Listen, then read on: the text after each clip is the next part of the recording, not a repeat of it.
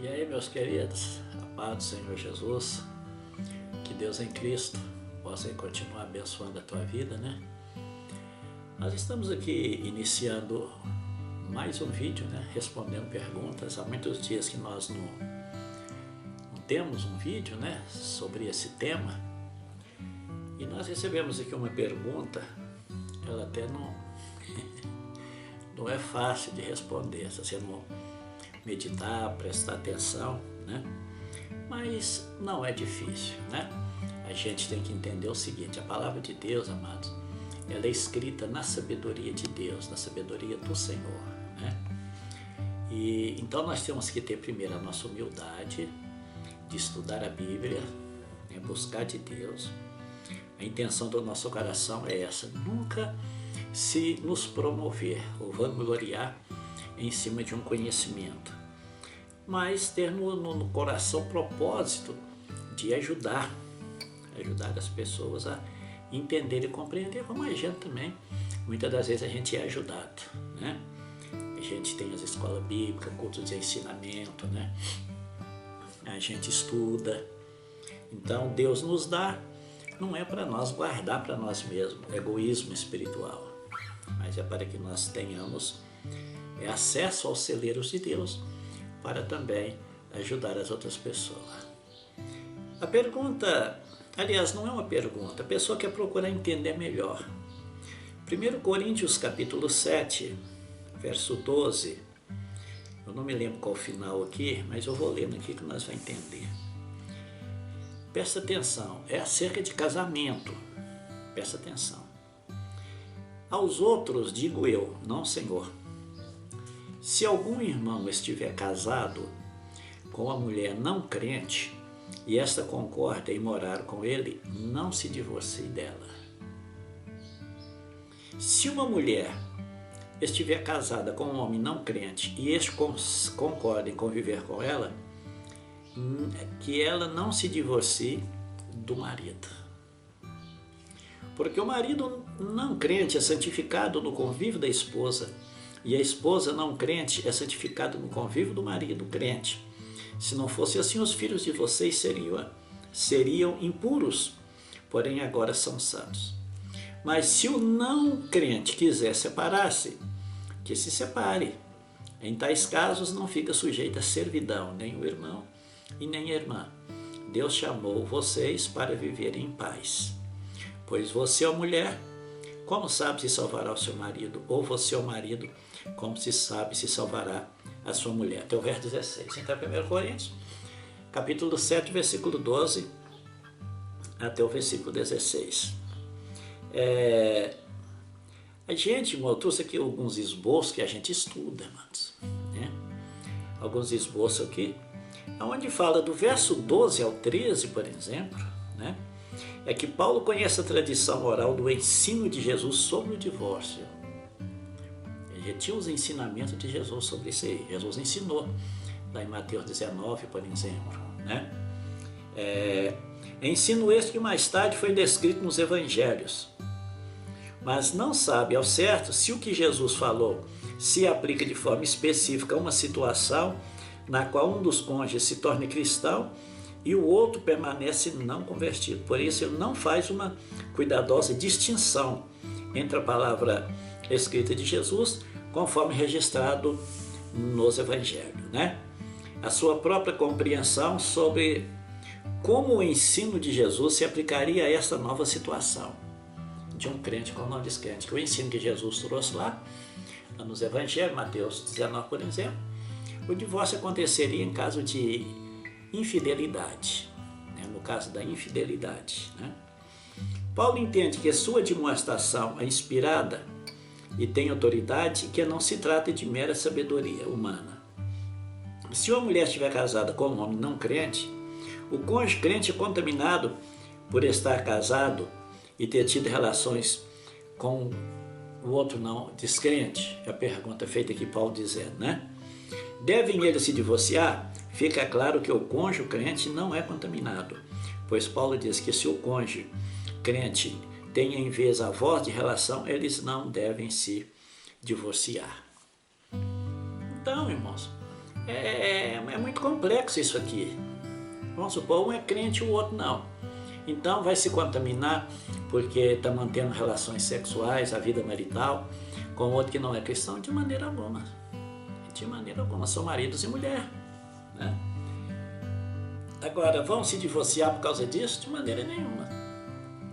Se o que não é crente, ele quer permanecer vivendo com aquela que é crente, ou que seja mulher crente, não crente, quer conviver com o marido que é crente, e a mulher e o marido não crente quer conviver com a esposa que é crente, então que não se divorcie, né?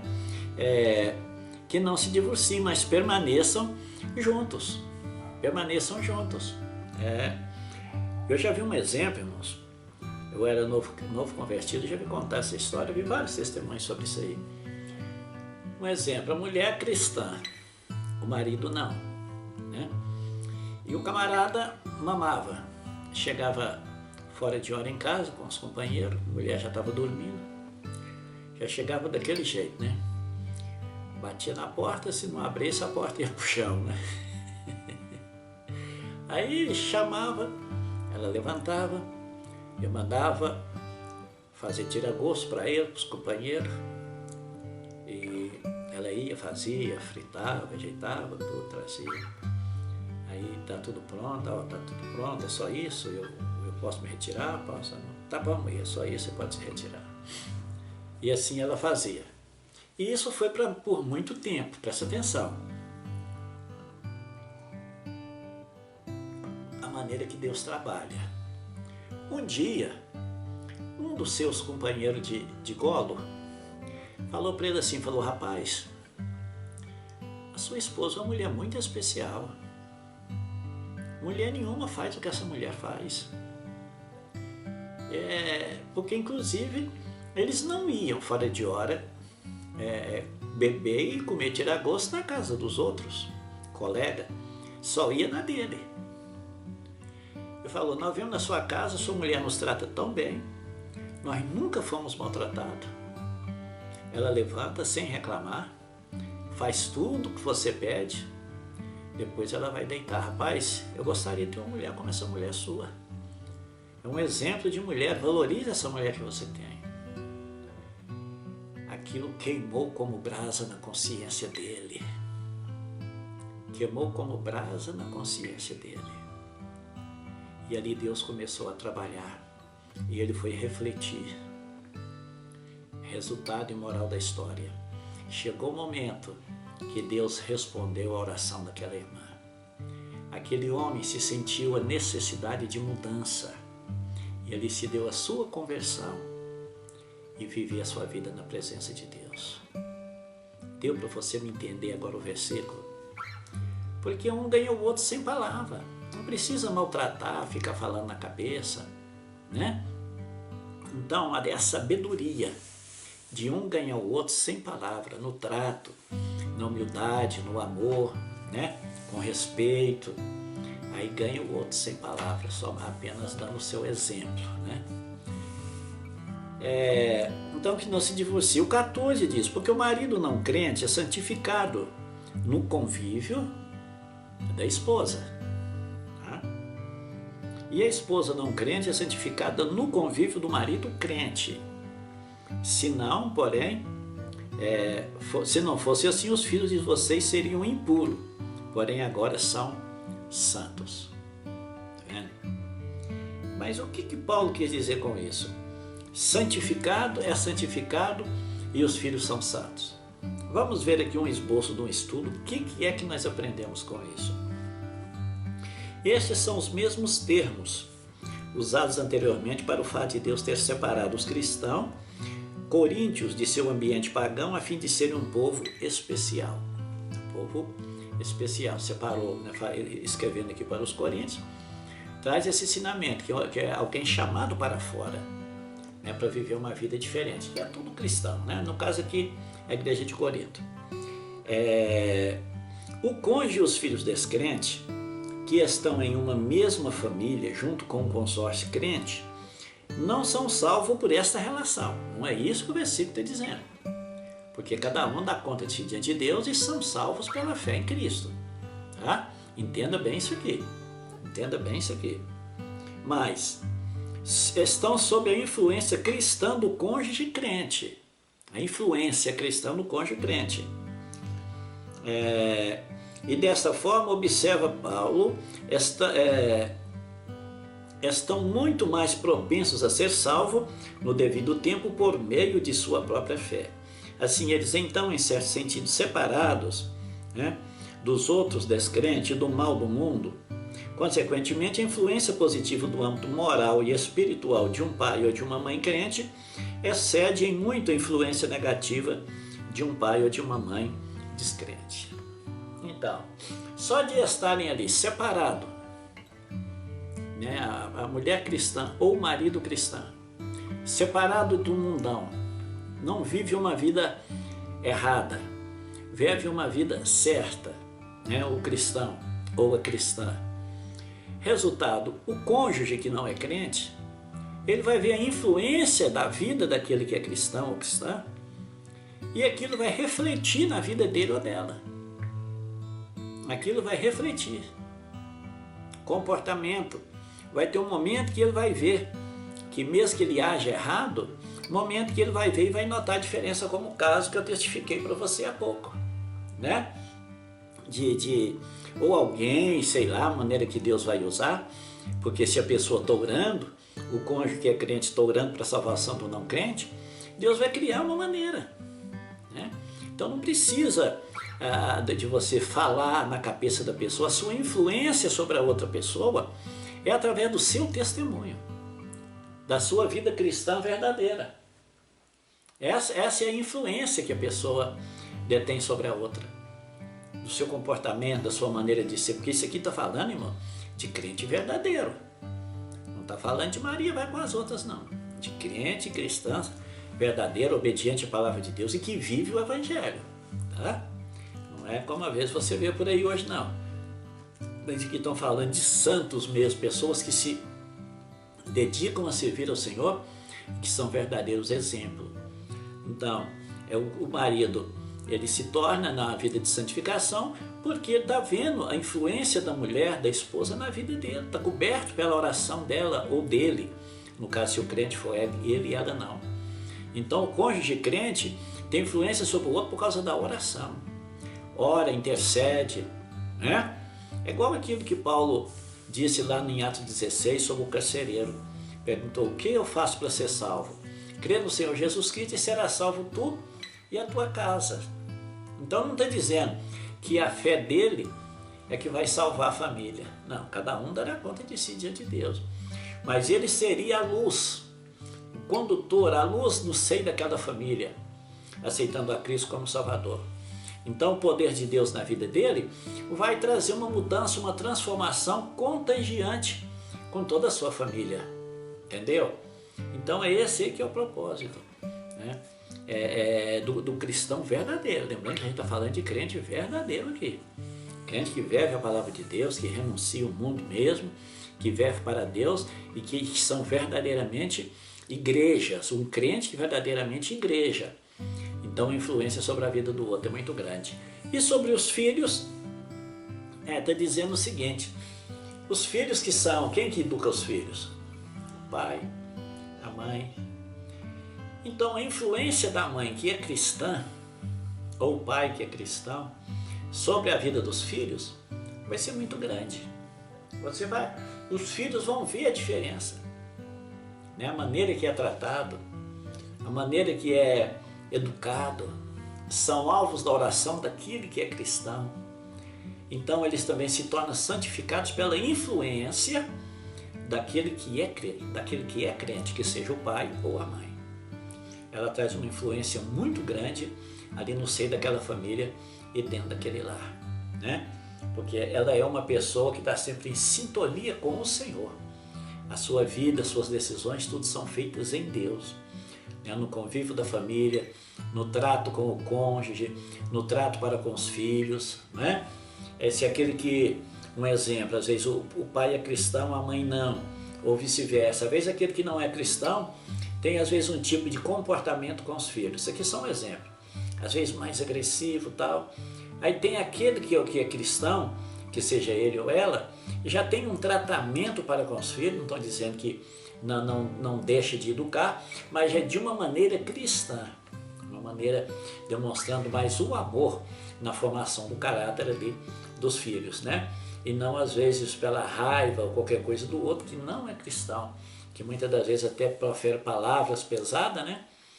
Mas e os filhos vão vendo a diferença, como também o cônjuge que não é cristão vai vendo ali a maneira como a mãe está sendo receptiva, ou o pai sendo receptivo com os filhos, né? Daquele que é cristão, aí aquele que não é cristão vai vendo a diferença e ele vai mudando também o seu comportamento e vai mudando a sua vida. Então é isso que Paulo diz aqui, entendeu? Fala a pessoa que vive no convívio, ele usa muito essa palavra aqui, no convívio do cristão, ele é influenciado.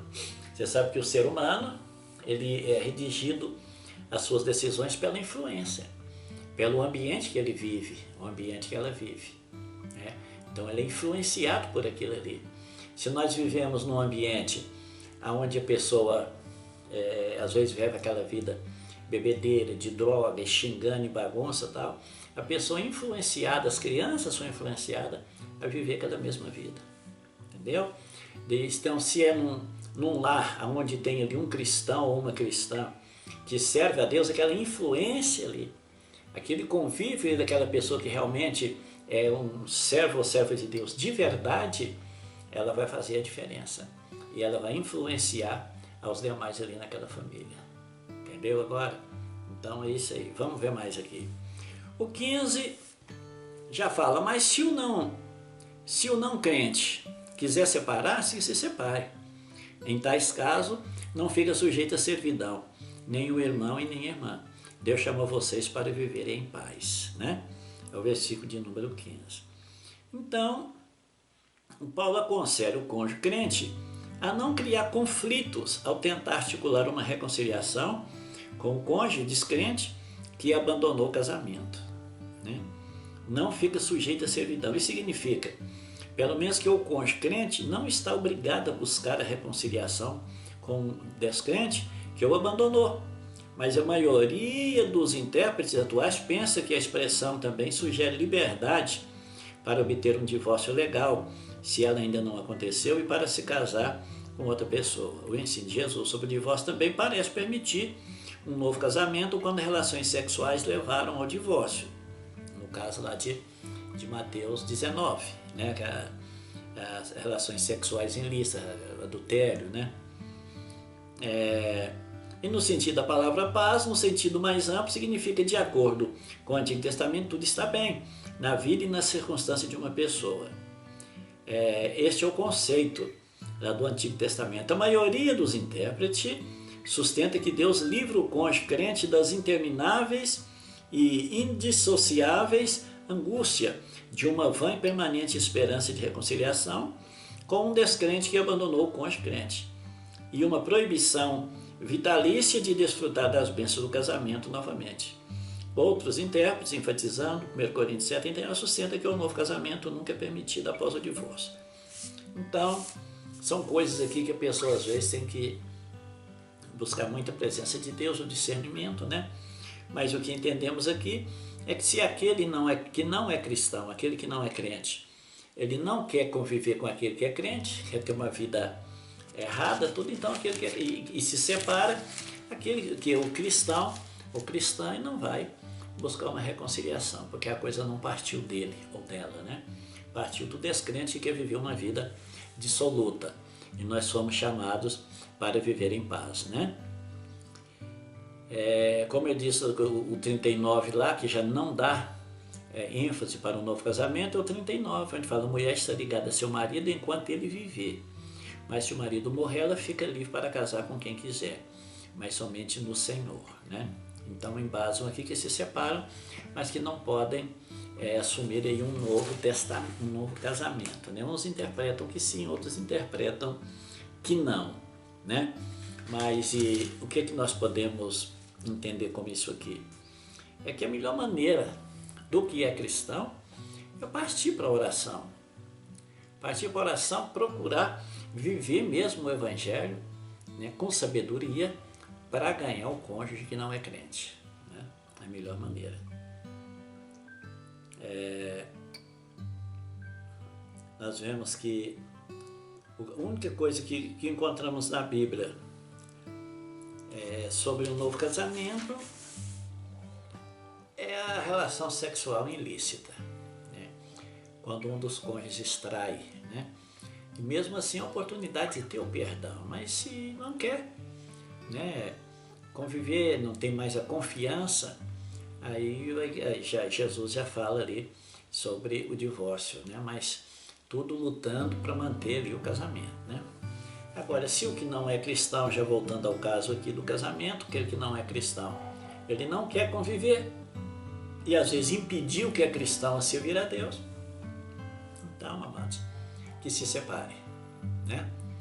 Que se separe, porque ninguém é obrigado a viver sob a servidão, mas a nossa vida tem que ser de paz, né? Tem que ser de paz.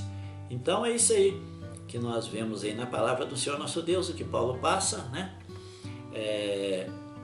Que existe muita sabedoria na nossa maneira de servir a Deus e de servir ao Senhor. A gente vê tantos casos, né, de espancamento e de muitas outras coisas, né? O importante é servir a Deus. E o verso 16 que finaliza diz: como sabe, ó mulher, pois você, ó mulher, como sabe se salvará o seu marido? Ou você, ó marido, como sabe salvará a tua mulher? Aí o que quer dizer com isso? Paulo provavelmente tem em vista uma resposta negativa para essas perguntas retóricas, isto é, não há nenhuma garantia de que um cônjuge descrente será salvo. Por isso o crente deve se sentir livre para não ir atrás do consorte que o abandonou. Então, se abandonou por causa daquilo ali, o que é crente, ele não tem motivo nenhum para correr atrás daquele que o abandonou por causa da sua fé, né? Então, a gente entende, a Bíblia aqui não diz, né, que pode casar, né? E como também não diz que não pode, nesse sentido, né? Nós vemos lá no verso 39, que eu li aqui para vocês, que a mulher está ligada ao marido enquanto ele viver, né? Então é algo assim que a gente precisa de dar mais uma aprofundada nesse sentido do versículo de número 39 aqui. Mas mesmo que foi perguntado aqui, a questão então fica bem clara sobre isso aí. A mulher ganha o marido sem palavras ou vice-versa, né? Se os filhos e o marido são santos, né, é pelo convívio com aquele que é cristão, né, porque está debaixo de oração, né, debaixo de bons conselhos e bons exemplos, né? Mas se não quer conviver, o marido ou a mulher, sendo um cristão e o outro não, que não é cristão, não quer viver, abandona o outro, então que o outro fique em paz, não vai procurar, né? Porque a pessoa não quis, está rejeitando não a pessoa, mas está rejeitando a própria palavra de Deus, a própria vida com Deus que existe na vida daquela pessoa, né, que está ali lutando, batalhando e orando pela salvação do seu companheiro ou vice-versa, né? Então, amados, está isso aí. Espero que você tenha compreendido, entendido, né? Que, como disse Pedro, Paulo tem os seus escritos que às vezes é difícil de entender, aonde os indoutos inconstantes torcem para a sua própria condenação. Pedro falou sobre isso aí. Então, o importante que nós temos que fazer é estudar a palavra de Deus. Aquilo que talvez você ache difícil, que tem muito mistério na Bíblia, você vai orar e buscar a direção do Senhor, para que você possa entender e compreender melhor. Mas o que nós temos aqui para esses versículos 12 ao 16 de 1 Coríntios 7 é isso aqui, né, que é o verso 14, que talvez traz um pouco de confusão, né? Eu não estou dizendo sobre salvação.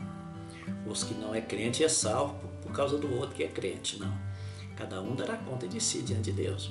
Está falando a santificação aqui no sentido de viver, né, sobre a tutela daquele que é cristão. Quando a pessoa dá ouvidos, né, às palavras, os ensinamentos, os aconselhamentos daquele que é cristão. Agora, quando não quer e quer ir embora, então que vá, né? Então, daí que Deus em Cristo te abençoe, continue contando com a sua ajuda em orações, né? E que o Espírito Santo possa continuar falando aí no teu coração, no nome de Jesus, tá bom? Fique na paz, que o Senhor continue te abençoando, no nome de Jesus. Até o próximo vídeo. Tchau, tchau!